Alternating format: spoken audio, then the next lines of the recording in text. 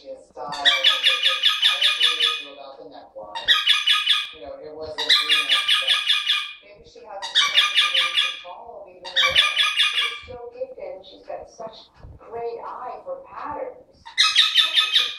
She might need to have more variety. Not everyone, you know, can go down and do something pungent. I wish you would make it a little bit more, maybe a lightweight string. And not just the stretch.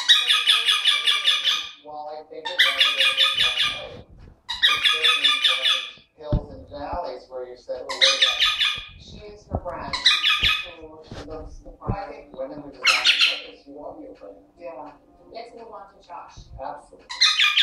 I think you did a fantastic job too. When you think about this guy who has such a tendency to over-design everything, this was a focused show with gorgeous tailoring.